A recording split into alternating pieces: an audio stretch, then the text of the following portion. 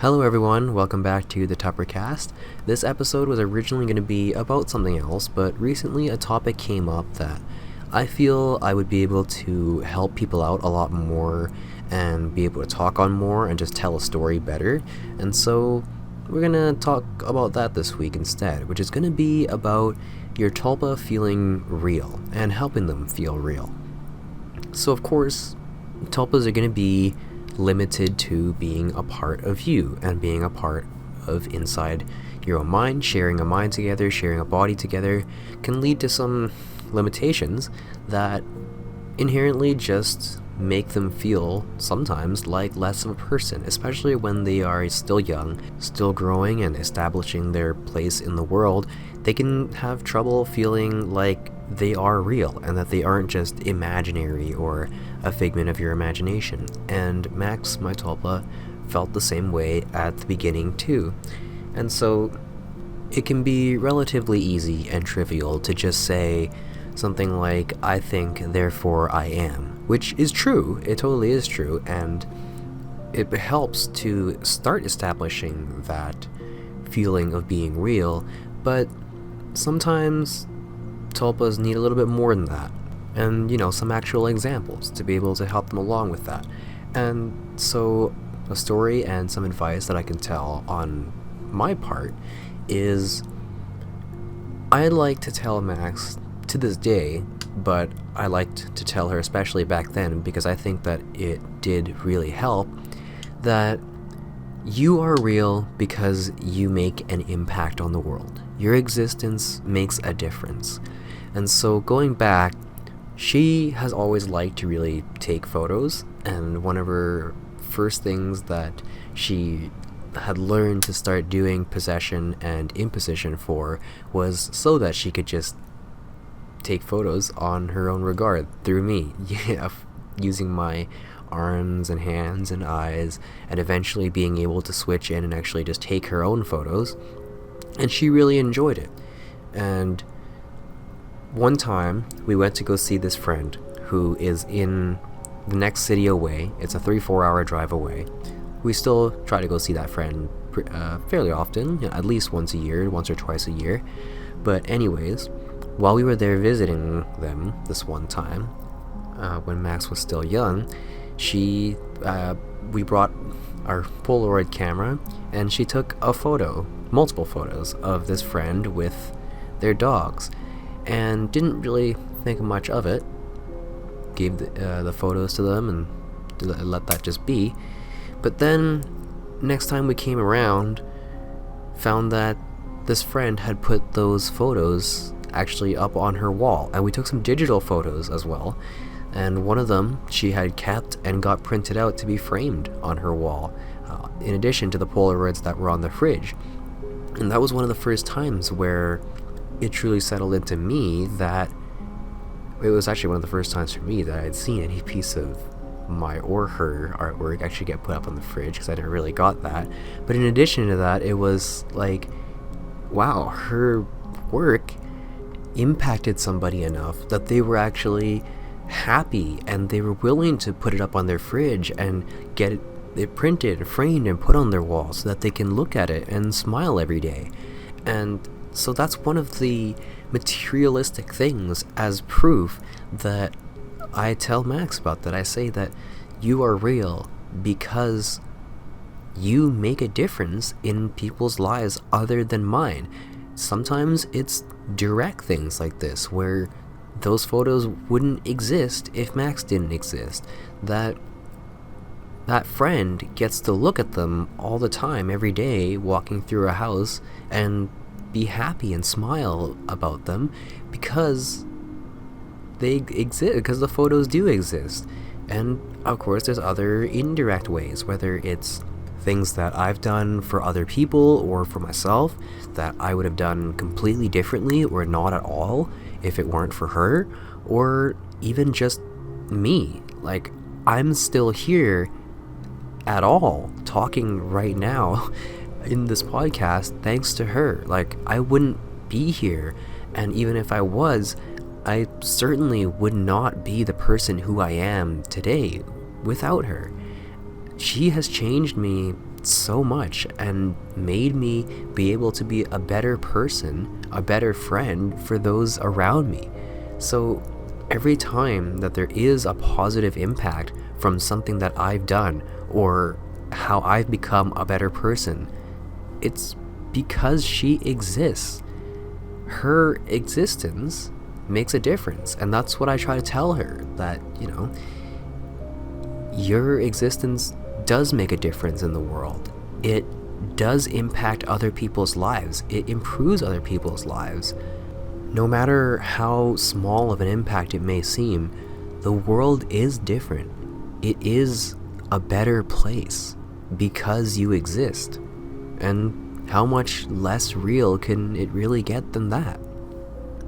Nowadays, Max doesn't struggle with those feelings of being real anymore. Her existence is pretty well cemented, but to this day, I do still feel like that helped a lot, and we continue to have physical things that are reminders. We try to just create them or hold on to them however possible as just reminders that this thing wouldn't be here if she wasn't real.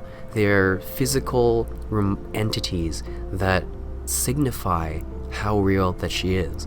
Whether it's the wall of photos that we've taken and put up, or the cameras that we each have to take our own photos, including her own one, to even her own car that's sitting outside, and her creation that wouldn't be there or look the way it does if she didn't exist. And we don't need any of these things. We don't need to necessarily have separate things for both of us, or to have her journal that she writes down things only for me to read, that I know what goes on anyways because we share the same body and mind and life, but they are still good reminders and just things to hold on to as symbols of how she's real and she makes a difference. She has an impact on the world and how things play out based on her tastes and the decisions that she makes that are different from how I would decide on things or my taste. So this just really goes out to other tulpamancers out there whose tulpas may be struggling with feeling like they are real, or that they do exist, or that their existence is independent. Give that a try, give them the verbal reassurance on your behalf, of course, that they are real and that they do make a difference, but try to both create examples throughout your day-to-day and use those examples as reminders to tell them that, hey, this is different because of you. This is different thanks to you.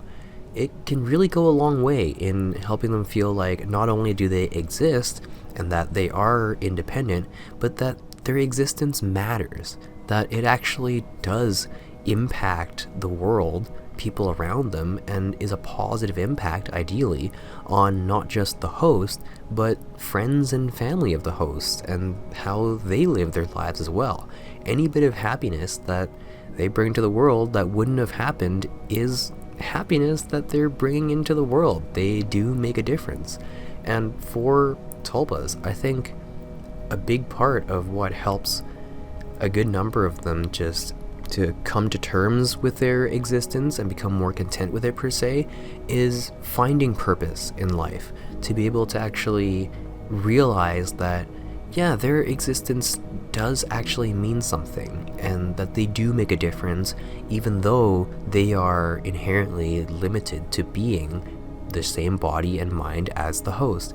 And by extension of that, I do try to give Max whatever opportunities that she can to make these memories and make these things that we're going to be able to hold on to as reminders of her existence. I want her to feel like she exists as well, to be able to switch in and do the things that she wants to do, or even if it's just me but we're spending time together, just think about it and try to do things that she would enjoy, because of course part of feeling real is having the person that you spend all your time with actually acknowledge that you're real and even just putting on a show that she likes or music that she likes without her having to ask, all the way to actually letting her switch in and drive her own car or take her own photos or whatever that might be, just to give her those moments of experiences that make her feel like she's actually doing something.